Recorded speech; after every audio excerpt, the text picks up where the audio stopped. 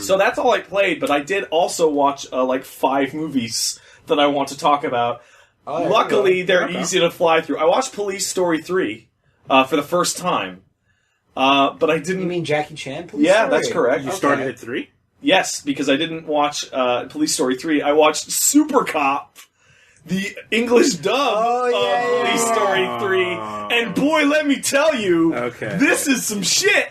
The amount of... First of all, my favorite dub in the world is Jackie Chan dubbing himself in English. I think that is the fucking best thing in the world. It makes me laugh so hard because everyone has British/English accents except for Jackie Chan. Yeah. Pretty good. So, I don't know if you guys have seen Super Cop. Meet the cop who can't be stopped. Yeah. I've seen clips from it. Dude, they say the word Super Cop and call Kevin Chan the Super Cop like 40 times in the movie. It is unreal. I have never seen it in any movie. Wooly, you would blow your pants off at this shit. The first scene of the movie is him walking into the police station and his 2 bosses are arguing because mainland Chinese Interpol needs a super cop. Well, we have a super cop. You can't just give them our super cop. and then when he's talking to the fucking mainland Chinese people, they're like, so they tell us you're a super cop. And he says, what, Super Cop Chan? And he goes, Super Cop's a very common name in Hong Kong. And it's so goofy. It's so fucking out there. Imagine how much shit the regular cops must feel. Like, oh, I think I'm a super cop in my heart. Okay. But the fucking super cop gets all the super cop The non-main characters. Like, there's the main villain and his brother, and the female main character that is alongside... Jackie, who is better than Jackie in a lot of that movie. She's amazing. I've never heard of her. She's apparently big in Hong Kong cinema, but she's fucking awesome. Sure, yeah. She's doing, like, just as dangerous stunts, and you look at the bloopers, and she has half of them. Where the fuck was I going? Super Cop. Super Cop. just... There is Kung Pao levels of fucking... So there's her, and she's good voice acted, but the fucking side characters, like the henchmen, they are actually talking like Kung Pao extras. They're, oh, hey guys, like straight up, like not even, it's unbelievable. It's unbelievable. And then there's every time Kevin Chan and the head of the Chinese police are driving anywhere, or the villain's driving anywhere, and a car pulls up in the shot, Tupac is playing out of the fucking speaker. And it is straight out of Compton. Yeah, that's not Tupac, but I know. It's awesome. It's fucking awesome. It's so stupid, and the stunts in that movie are outrageous. There's a motocross jump onto a moving train, which is unbelievable. Especially when you watch the bloopers afterwards of the 3 takes that she fucked and just flew off the side of the train. Is it like Chocolate? Where you, while the credits are rolling, they're all like that. Exactly. You just see how she and fucking Jackie like missing his spots on the that's Police Story 3 is where he's hanging from the helicopter on the rope ladder. It's that one. Like, great movie all around. Police Story is where Lei Wulong even comes from. Like specifically that series. And thus Chun-Li. Yeah, that's Chun-Li. I'm watching the movie, I'm like, oh my god, that's actually Chun-Li. Like, this female character is Chun-Li. She works for Interpol. She's like a Chinese, like, super kung fu lady. Like, it's exactly that. Now, if you want to combine them both, she's even got braids for half the movie. You should watch City Hunters and see when Jackie Chan. I've seen that. No one has not seen that. So, it's not 5 movies. I'm sorry, it's 4. Because I stopped watching the 4th one. So I watched Ip Man. Finally. Ip Man. I had never watched Ip Man. I thought you said Hitman. I'm like, what the fuck? Or Ip Man. Ip Man 1? Ip Man 1 is a fucking fantastic movie. It's super good. And Donnie Yen is so thin. Oh, yeah. It's weird. Because the first time I ever saw Donnie Yen was in Chapeau Lang, and he's fucking huge. Oh, really? Yeah. I bet you forget. You got like a weird... I got late, right? And now I bet you forget that Donnie Yen was in Blade 2 as Iceman. I did forget the sword. I did that. Get that. Okay, so that Ip Man 1, fucking great movie. Watch Ip Man 2 because it's pretty good. I did. That's the second movie I watched. I watched Ip Man 2. After that, though, which is basically the fucking Kamigawa arc from Ippo. Sure. Yeah. Now the thing is, Ip Man 2 is awesome. Like, I have nothing bad to say about Ip Man 2. It's amazing. No, honestly, it's just that it solves every problem I want. Like, they had more Sammo Hung, Jackie Chan-esque. Kung fu stunts in that. Only things are just like, it's like, okay, like in Wing Chun, like it's That guy's history is pretty cool. It's not that cool. No, they. So hold on a second. So Ip Man 1 takes place in World War II era China, basically, and Ip Man 1 has rough times because the Japanese are dicks in that era. Ip Man 2 takes place in, I think, 1944 Hong Kong, in which he's trying to start up a martial arts school and make a new life in Hong Kong, because Hong Kong was relatively isolated from the war, and he ends up fighting an American boxer because the American boxer kills Sammo Hung. Now, really quickly, that American boxer then went on to play Kano in Mortal Kombat Legacy. Yeah, he did. And then that guy, unfortunately, then just died. So, right... Because just like the other actor that played Kano also died. It's super fucked up. In Ip Man 2, we start to... Like, I'll believe that the actual Ip Man fought a Japanese general in a death battle. I'll believe that. Yeah. But what I'm having trouble believing is that Ip Man, in an unpublicized, relatively unknown event, beat the world champion heavyweight boxer of the America, world of England. Actually, it's England, not, right. Like, That's wait a second. That didn't happen. I know that didn't happen. But I saw Fearless. And that was fucking horseshit. Yes. So whatever, artistic license. And that's fine. I don't have a problem with that. All in the interest of making a good movie.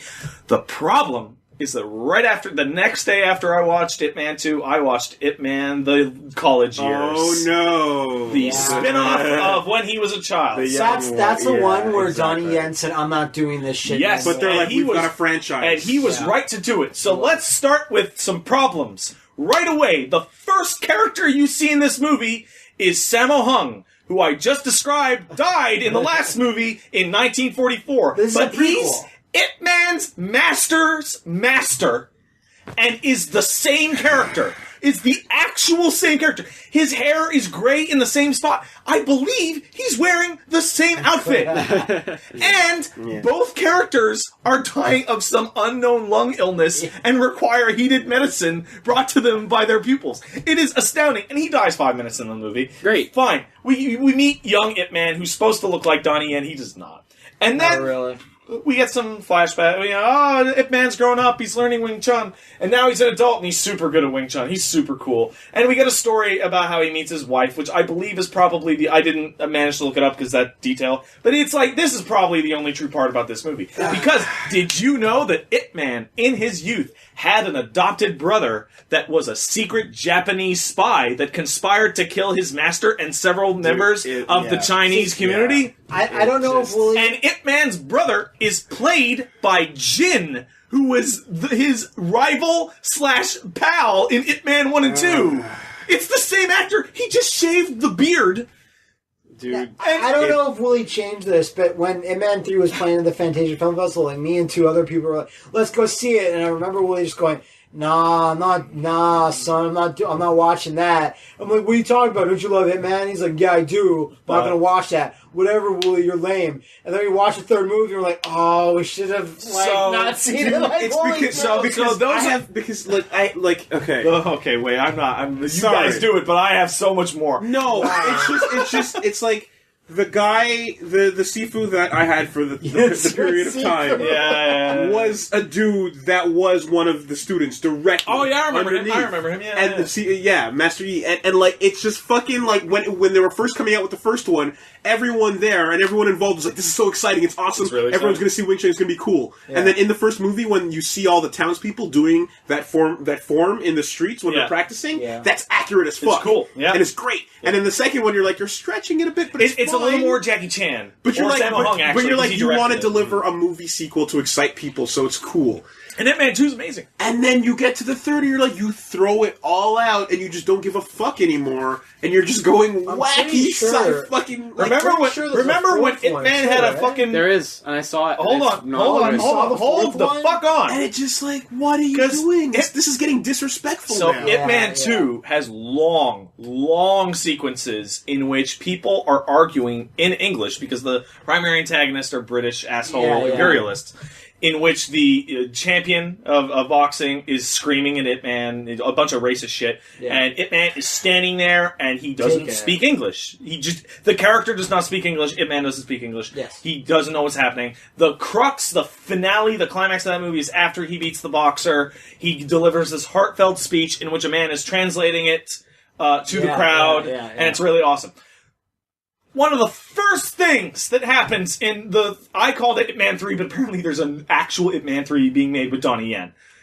Shut up, really? Which will apparently be good. But I call this... All he did was teach people. So I'm just going to call this Ip Man the college years, or whatever. I don't know the actual name. Yeah, whatever, GTO. One of the very first things that happens in this movie is that Ip Man, because he is such a prodigy at Wing Chun and he's such a good guy, they send him to a English Catholic school university to educate him, where he learns to speak English perfectly.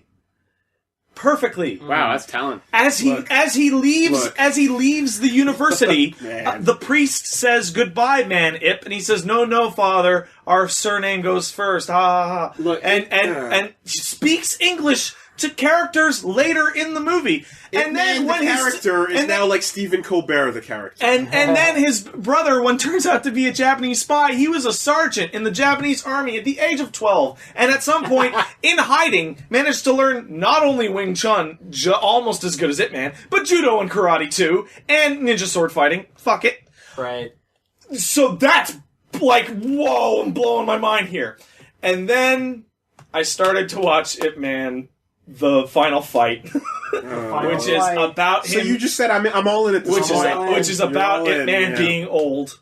Get fucking in. Except the fact that Ip Man, the final fight, takes place in 1949 Hong Kong, where he is moving to Hong Kong for the first time without his family to start a new life. So first of all, what the fuck? I thought he already lived in Hong Kong as of Ip Man 2. No, but fuck that. He's like a 65-year-old bald man in this movie. Yeah.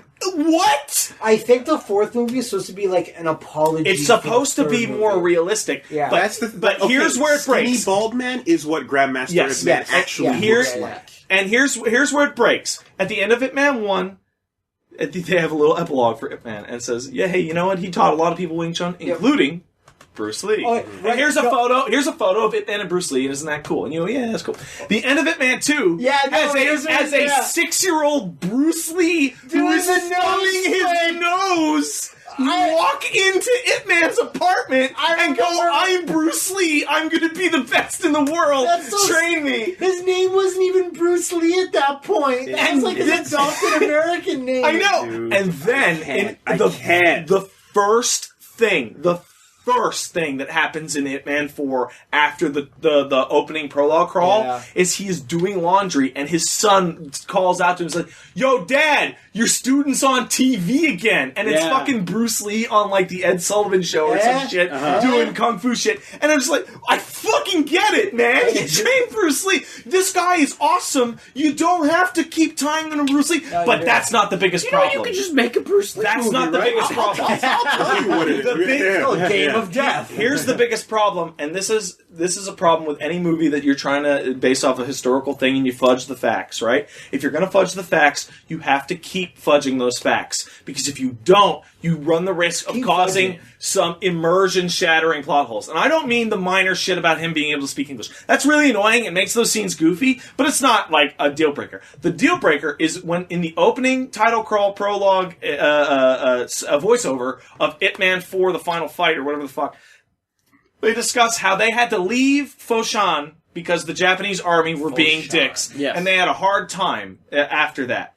The opening title crawl, it's his son saying it, also describes how Ip Man, their family had such a hard time when he was growing up that his two baby sisters died of starvation during the war, which happens in the background of Ip Man 1. They're over there. That you don't see. Mm-hmm. You don't see this at all. There's a baby that's born in Ip Man 2. You know what happened to her? She starved to death. As well as her sister, who died off-screen in Ip Man 1. That is movie ruining. That is fucked up. You can't do that. You can't... Because those babies didn't know cool martial arts, so why show them in the movie? Retroactively mention that babies died in off screen. Here's the thing. If the babies can't go like why even highlight them? Who cares? It's outrageous. I turned it off. I hit the point where Bruce Lee's on TV. I don't know. And I was like, no, I'm out. I don't know for certain, but I'm pretty sure that his grandkids like sign off on the movie. Someone has to. So his son is in the Ip Man the college years. Exactly. So, but that's the thing is, as an old master. But it took like the first one was like, okay, we got to make sure everything's right, and they took so much time going over it. And then by the time it made money, it just became a just keep pumping it out. Dude, right? you can't. If you built a lie, if it's a lie, then you fight on that lie. And Slim Charles was right. Okay. But here's what's even more insane about it, just in terms of like trying to make a movie and what's interesting and entertaining. You're going to keep going back to this cow to try to milk it. When the actual story of Winged Sun, the woman who's named after the thing, is way more interesting and has so much cool shit going on. You just have to jump back a few generations. The only lip service you get on that is that every single movie has a moment in which somebody who doesn't know about Wing Chun comes up to Ip Man and goes, Wing Chun? That's a dumb martial art. It was made by a woman? It must be shitty. And then that person gets the shit kicked out of it. Yeah. So her story is super interesting, and if you wanted to branch out, you would do that, but then the movie couldn't be called Ip Man. And I spoke about this on Twitter, and it's the last thing I'll say about... because you can't... Ip is his actual name. I know. Because how fucking disrespectful would it be for the movie to be called Student of Ip the Master? You know, the name of the student is the top billing, and the person 7 generations back that taught you is bottom. I'm really disappointed that young Bruce Lee, when he flicked his nose, didn't say like, "Oh man, I hope I don't have to fight some demon with a naginata in my head in 50 years." Oh shit. Okay, man, it's pretty close. But were his diapers yellow and black? He's and he has to fight Kareem Abdul-Jabbar, baby. Okay, Wooly, you make a joke. Are his diapers yellow and black? He's like 6 years old, or maybe 8 tops. Very young. He's wearing a white and blue checkered shirt and tan slacks, which is what he is wearing in the photo they show at the end of Ip Man 2. I don't know if you remember that, but they literally take this photo of Bruce Lee and Ip Man. I remember exactly. And they're like, they fucking make baby Bruce Lee wear the same clothes. So the last thing I want to say about Ip Man... He may as well be wearing a shirt that just says Bruce Lee. Absolutely. The last thing I want to say about Ip Man 3, and I blew this up on Twitter, and some people... But it was at 4 a.m, so nobody saw it, is that this is the first movie I've ever watched that was of Chinese in origin. That I can't speak Chinese. I'm not even passingly familiar with Chinese, right? Like we're all. This is the first I've heard about this. We're all passingly familiar with Japanese. Liam, you and Wooly, Liam and Wooly are more than passingly familiar with Japanese. You can speak it a little, right? Liam, you can read it. But even Matt and I, we played so many fucking video games. I know. And watched anime. I know you can hear Japanese sounds. It's not meaningless words like a lot of other Asian languages are. But this fucking movie's acting is so bad. It is so fucking bad that I don't need to know. Language. You can tell. This is some of the worst acting I've ever seen in a movie. It is unbelievable. It is unbelievable. You have what I can only assume are the equivalent of, "Hi, Ip Man." Hi. It's like anime voice acting coming out of real people in Chinese. Everyone's voiced by Chinese and the first like 30 minutes of that movie is Ip Man and his brother and their child girlfriend as children. I don't know how to say it. It's childhood weird. friends. Childhood friends. And they are the worst actors I've ever. Those kids are. I remember what you're talking unbelievable. about. They are unbelievable. It is so bad, dude. That movie is dog shit top to bottom, except for there are 2 fight scenes in that. Like even half the fight scenes are just like there's a fight scene where he's fighting an old man in a medicine shop and they don't want to break anything. It's lame. It's super lame. That sounds like such a good premise for a fight scene. Okay, I don't know if you remember this in Ip Man 1. That's the first fight scene. They're fighting in Ip Man's house and he doesn't want to break anything. Right? That fight's great. No, that's actually multiple fight scenes in Ip Man 1 are that. Like when he fights that guy in his home and his little baby, is driving like a little tricycle, and he's like, I guess. And in this, it's like, dude, he's fighting Ip Man's son. Yeah, like his actual for real son, guy who was like 99 years old, and it is terrible. You can see that he's an old man and that he can't move fast. And you're like, well, if you can't use movie magic to hide it, then why do it? It's like Hong Kong cinema directing, style directing doesn't.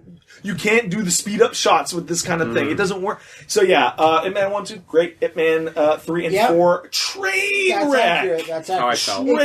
If you're not burned out on Donnie Yen, Sammo Hung, I'm not. Killzone. Watch Killzone. Well, that's Chapeau Lang. That's Chapeau Lang? That's the shit we've been talking about the whole time. With the knife versus baton fight in the alley, which is the coolest thing in the world. All I just know is called Killzone. SPL equals Chapeau Lang equals Killzone. They're all the same movie. SPL. It's got Donnie Yen, it's got Sammo Hung, and it's got not only that. It's got fucking Wu Jing in it. Yeah, Wu Jing is a badass. No, you know what? You know what Chapeau Lang has? Chapeau Lang has a scene in which Donnie Yen, as a cop that is, he's a hair trigger over the line cop. Yeah. Gets frustrated with a perp and punches him so hard that he gives him disabling brain damage, and then out of guilt goes to hang out with him every week and does what, Wooly?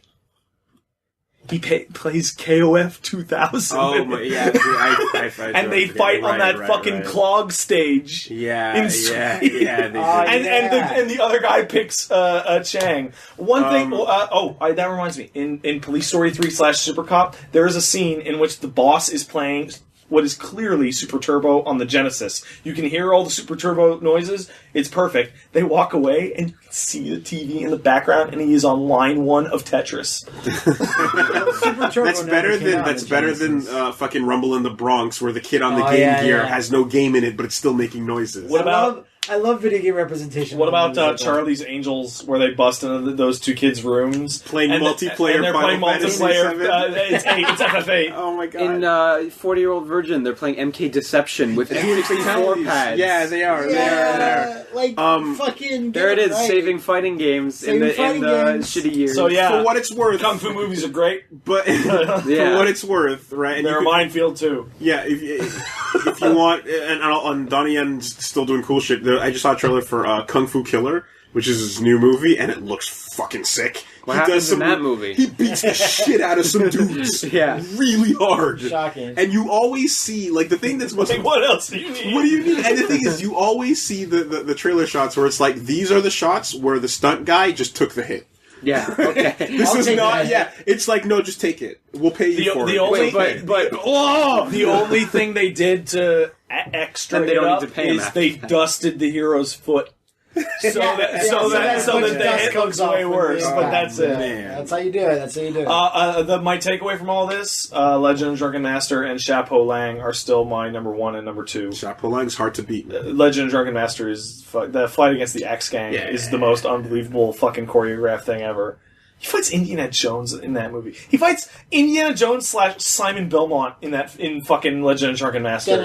That thing is unbelievable. The Drunken like there's kung fu movie classics. I mean, you gotta get your Wong Fei Hung in there. There's so many places to go with that shit. I need to sit down and do the research on Wiki or whatever, and do like General Vega, and do like who is Wong Fei Hung? Like straight up, no, for real. Who is Wong Fei Hung? Because this dude... He's the guy that doesn't use a sword in Last Blade. But it's like...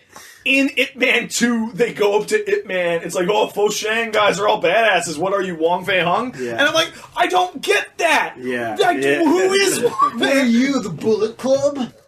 Like, is he the hero of the Boxer Revolution? Like, I need to do the research. I need to do the research. Ladder factories and all that being said, like, Foshan as a city that exists is my new favorite thing. Because it's just ancient Chinese Southtown. Yeah, it's the town that all the badasses congregate to fight and be like, no much because it's okay to rent like that. Like, every day, some dude walks into town and goes, I'm gonna beat all of you. For what it's worth, it's the best. In Wing Chun class, the only thing they play the entire time, every class, all day, is Once Upon a Time in China theme song, looping over and over and over and over and over. So they know. Yeah, they know. Yeah. Anyway, so that's my week. Sorry if I went a little long. But that's the trip I took. That was a refreshing week from you. Thanks, man. Usually it's just like, I beat this monster. You took a long route to get there. I'm surprised you went into the shit, but you know what? Sometimes investigative journalism requires getting way, way down in the filth. So, good job. You did what I couldn't do. I wouldn't. Wait, really? I couldn't. I didn't watch the fucking. Well, I backed out. I guess we know who a bigger fan is of China. of China in general. I can't remember. That being if I said, watched Show me it. your Gansao. When you watch a bunch of like Chinese / Hong Kong movies in a row, like you get that feeling that you get when you watch a bunch of Thai movies in a row or a bunch of Hollywood movies in a row. It's like, man, every country just takes whatever that country's narrative for success or ethics and just like your hero has to be more like Wong Fei Hung or more like George Washington or more like fucking whoever your national hero is. Mm-hmm. And that's the lesson to take away. The lesson of Ip Man is be calm and thoughtful and kick the shit out of foreigners. Which is why Singham is so fucking weird. Yeah. He murders the villain in cold ass blood in front of a room of police officers. And everyone's okay with it. Need I remind you, we still didn't watch the second one to see what the fuck. We did. Where does that go? I saw a WebM that fucking got me Boy, going. did I as well. Probably the same one. Singham blows up the governments for rural India. You want to talk moral, like, fucking cultural differences? The fact that the movie is resolved through straight up murder, and everyone's like, no, that's correct. So this is the right choice this of action. isn't the end of the movie. They're not beating up or defeating the bad guy. They're just murdering him. And they're laughing at him running for his life. So this is a spoiler for the ending of Singham 1, but we've already spoiled it, so sit around and listen. The end of Singham 1 is that Singham realizes that the villain, who is a powerful and soon-to-be he's a crime guy, but he's soon-to-be a politician. Yes. And the narrative is that in India, the politics are so corrupt that once you're a politician, you're immune You're to the untouchable. cops. Welcome to Goya Singham. So the solution is that Singham goes to the big city police chief and basically convinces him to kidnap the bad guy and then murder him in front of 100 lieutenants and colonels. And he succeeds at this. In the police chief's office. Where he committed suicide. Where a guy committed suicide earlier. And then everyone's like, good job, Singham. And that's the end of the movie. Hero of India. And it's just like, you couldn't beat the bad guy, you couldn't figure out a way to win, so you just murdered him.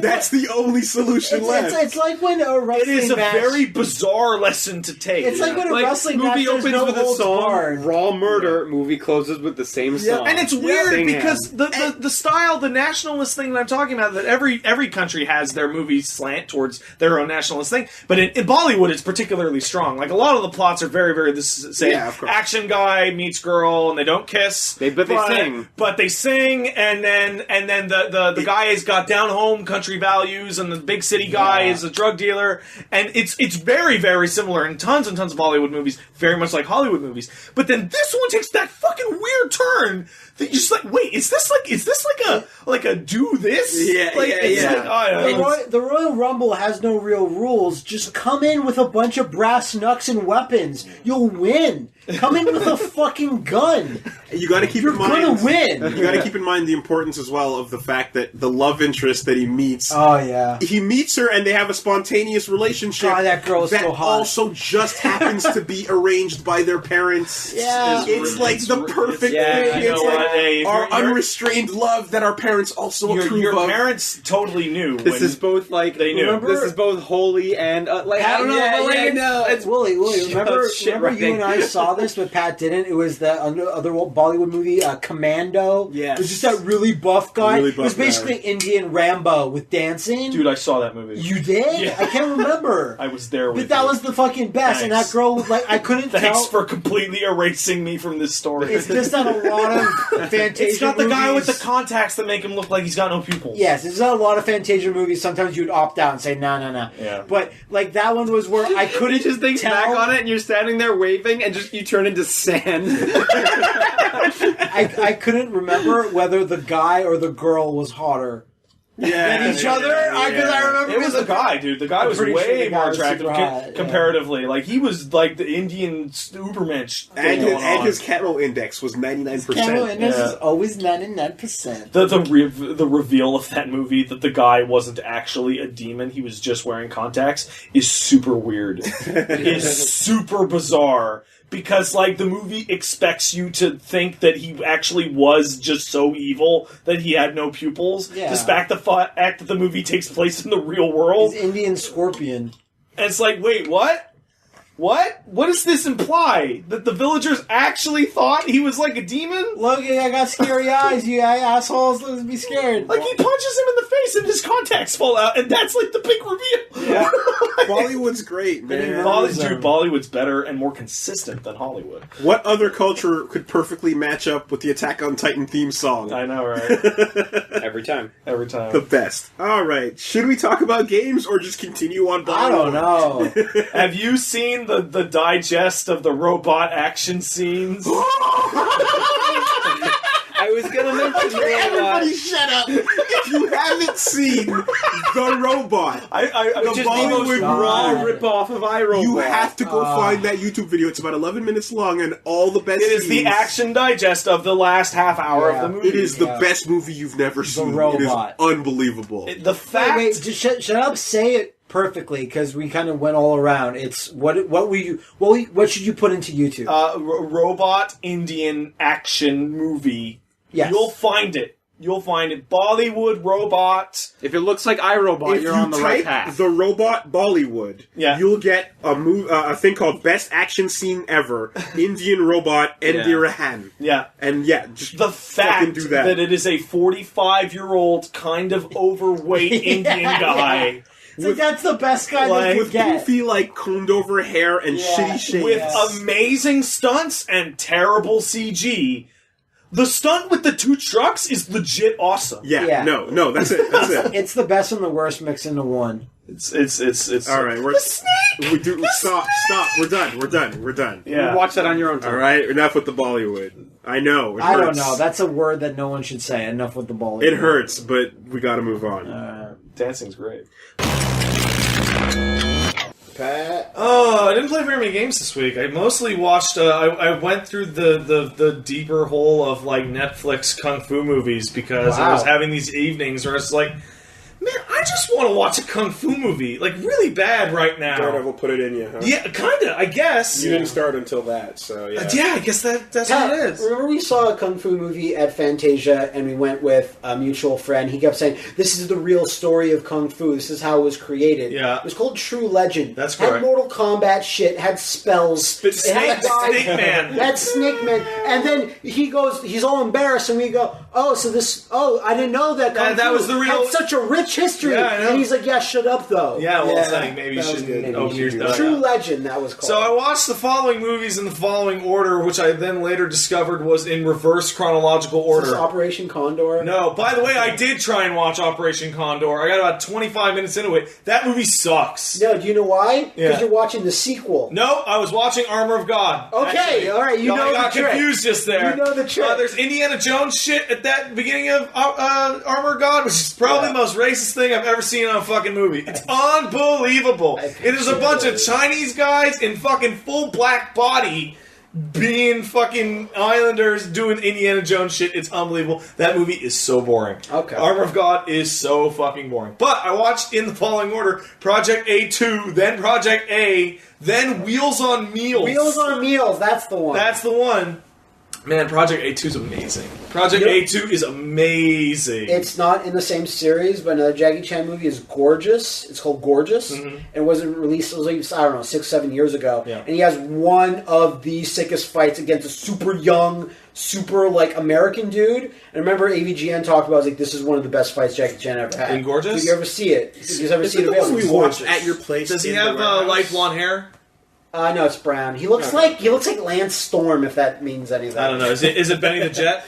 No, it's not Benny the Jet. Okay, I know so what you're talking about. Benny so the Jet. basically, A2 is a fucking Jackie Chan movie through and through, where he's a sailor and he's got to fucking stop a corrupt cop from faking crimes to be more corrupt, and ends up getting caught up in the fucking Boxer Revolution. And like, there's fucking 5. It's a really complicated movie, especially from what my friend and I seem to discover is that a lot of these English dubbed Netflix Jackie Chan movies appear to have like half-hour cut out of them to make it more about Jackie Chan Yeah, or I can see something. that. Because there's these jumps, these wild plot jumps that just, wait, what? That's awesome. Did I miss like a whole scene? But A2 has there are two things, like he's got a bunch of fight scenes, they're all fucking great, and Jackie's really young in this, so awesome. Sammo Hung is in like most of the movies that I just mentioned also. And he's still old. Yeah. He's fucking infinite. Man. Yeah. And if he's directing a movie, he will make sure to make himself the butt of the joke in every scene. That's nice. Which I really appreciate. Except for SPL. Yeah, well, it's his time. It's time for him to be awesome. One out of how many? But there is this incredibly long, convoluted fight scene at the end of A2, which, when I'm watching it, I'm like, oh my god, this is what A.V. Chin was talking about in that one video. And it is a very simple stunt in which Jackie runs off an awning onto a ladder, and the ladder goes up about 40 feet into the air, and it's just him on top of the ladder, trying to balance it as it slowly tips over. And it is the first Jackie Chan stunt I've ever seen where I audibly gasped and had the fucking, piss shivers of, fuck! Like, it's like a fucking straight-on full shot with no bullshit, and if you fuck it up, you're just dead. Dead. Wow. And then after that, the two women actors that are with him, one takes a stunt down on a basket that just drops straight 40 feet to the ground and then stops dead at the end. And then the other girl takes 3 awning shots off the side of the building. It's amazing. It's fucking great. During the credits, do they show you Yes. Okay. Yes. That's how you know. Yeah. That's how you know. Yeah. They show the one blooper from the ladder shot where he starts to go on it and gets about 1 feet into the tilt and immediately leans back to stop because he was going to die. Oh, man. And that's great. And Project A2 has one of the goofiest Jackie Chan scenes in... What's it called? Project A2. And that's the sequel to Project A, which is about Jackie fighting pirates and shit. Which is awesome. But A2 is considerably better. And there is a scene in the middle of the movie in which Jackie has been arrested because the corrupt cop framed him for a robbery. And he has tricked the cuffs off of himself, and him and his buddy go to a woman's house in order to find out what the plot is. But before they walked in the door, the secret agents grabbed the guy they are trying to find and have him at gunpoint in part of the apartment. So they go in, and those two dudes are walking around trying to not get seen. And Jackie and them, they have the talk. And then, oh no, the commissioner's here. Now they're trying not to get seen by the commissioner. And then the other set of bad guys show up. And now the commissioner doesn't want to be seen by them. But he accidentally handcuffs himself to a couch. How? Because he's an idiot. And now all 4 of these groups are in this one house, hiding in closets or underneath beds and doing slapstick goofball shit where Jackie pulls the curtain in front of him, but that leaves the bad guy exposed. And then the bad guy pulls the curtain in front of him. And it goes on for 15 minutes and then ends with the slowest fight scene in the world as all of them start to realize how many people are in the house and are trying to take each other out without alerting the other people in the house. It's amazing. It's fucking great. Okay. A2 is not nearly as good.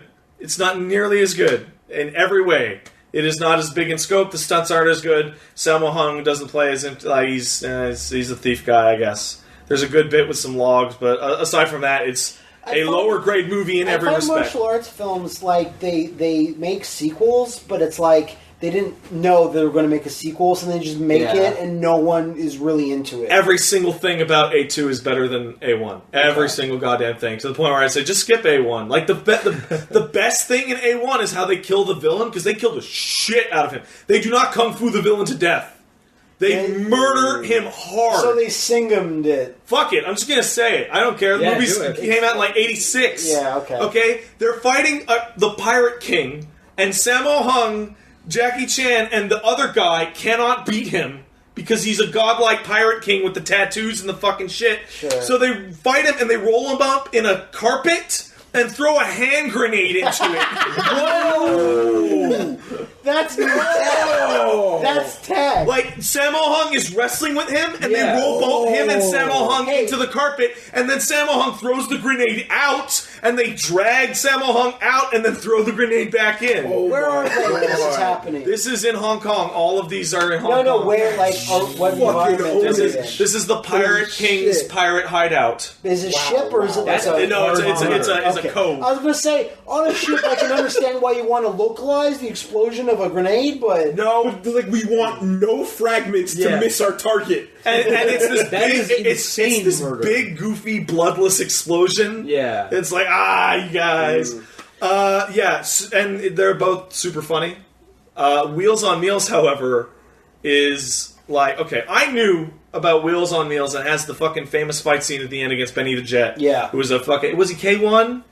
He's a world champion of something. He was also in Street Fighter the movie and was the fight choreographer Benny the Jet. Because Benny the Jet Urquidez is his name. Anyway, he's fucking awesome in this movie. He never talks ever. He just comes in and has like the most amazing fight scenes, and it's great. But the movie has so little action, it's unbelievable. It's Sammo Hung, Jackie Chan, and some other guy. And it's usually... that seems to be the group. Right? And the whole thing is this, it's the weirdest plot ever. It is Jackie Chan and his friend run a food truck in Spain. I assumed that title was a made-up dumb title that had nothing to do with it. Well, it is a made-up dumb title. No, but I didn't think there was actually a food truck. No, it's the food truck called Everybody's Kitchen, which is awesome. That is a good. And they end up in a huge national plot because the prostitute that robbed them is actually a secret princess, and the Count is trying to get her, and Sammo Hung is the PI that's an idiot and is trying to save them. There are like 4 fights in the entire movie. In the entire fucking movie. That's very low. And all of the first half of the movie's fights are garbage. They are super short. They are like sub 2 minutes. And they are nothing. And then Benny the Jet shows up halfway through the movie, and they fight him for maybe 30 seconds and go, wow, he's tough, super tough. And then they run from him for 40 minutes. But then you get to the castle, and they have a big fight in a castle, and it's the greatest fight ever that Jackie's ever done against Benny. There's a shot in which Benny kicks the fucking candles out, and it's real. Yeah, he kicks near candles. Yeah. And just the fucking wind of his whoosh knocks him out, and then they beat Benny, and they fuck Benny's character up intensely because he gets knocked out a window, and Jackie goes to pull him up, and he speaks... And he speaks in the lamest, weakest dub voice. Of course. The character is ruined. And because it's him falling out the window, goes, oh, fuck it, just kill me, I don't care. And then he goes, oh, no, pull me up. And it's like, no. And then they walk into a room and confront the villain, and then the movie just, and then they just teleport to, 6 months later, and everything's fine. And it's, what happened? Meals on Wheels, you should watch clips of it at least because it's the only Jackie Chan movie dubbed in English I have ever seen in which Jackie Chan is not dubbing himself in English. And it is so weird. Well, it is so fucking weird. I know for a fact that, a lot of these Jackie Chan movies are just up on YouTube in videos that are this movie, all action scenes. Yeah. Yeah. Well, guess what? That's a better way to watch Meals on Wheels because there's the one. There's the one good action scene near the end. As for games, I played one game. Just that one random thing. If you're at all interested in something that's a bit less action, but more just triad fucking hijinks and bullshit and interesting stuff from China, check out the movie Election. I don't know. I want Jackie Chan. That's what I like the action comedy. Because just some of what you were describing just kind of made me think of that movie for some reason. And not the Reese Witherspoon election movie, by the way. And one of the big things that I loved about all these movies, the 10 that I've watched in the past month, is something that AVGN and various other people have brought up all the time. It's Jackie is not the strongest guy in the movie. No. He's never the strongest. He's pretty strong. Yeah. And then at the end, there's the guy who's way stronger than him. But Jackie's a 7. And he either cheats or fights him with 3 guys. and then they bullshit their way out with a grenade. Or use the environment. Well, there's always but that's how you set up the perfect final fight. I mean, dude, General Vega is fucking one of the greatest, man. You have to have him be the unbeatable dude that they like. No, we just bullshitted our way to winning. Yeah, and that's what I hope Age of Ultron ends up being. Yeah, I really want to see that. Right, just cheat like crazy. You can't win. No. You actually can't win. That's not American enough. Well, I guess. Oh, that's the worst character. I also forgot to talk about it. I don't know why that reminded me. I watched Ip Man 3. You shouldn't have done that. Why is that? Isn't that the not good one? No, the real Ip Man 3 with Donnie Yen. Oh, okay. Oh, that one. Right. Nothing to write home about. The story is kind of nonsense. They got to protect the school. Yep. He has a fight with Mike Tyson in that movie. It's true. Dude, it's awesome. Like, it's easy. Like, he fights a pro Muay Thai fighter. He fights, a Chinese guy who does Wing Chun. But the one with Tyson is, like, amazing. They keep pulling Donnie Yen back in when he says, I'm fucking done with this shit. Well, it's ridiculous. No. He's done. And now they started doing it. No, he was done before the Mike Tyson one. And now he's back. He was like, I'm done. But he's not done anymore. They made the young Ip Man after that. Yeah. Yeah, no, they made the young Ip Man before this one. And he's like, I'm done. And they're like, what's really weird is like now he's not done. One of the villains in this movie is played by the same actor who was his brother in Young Ip Man. That's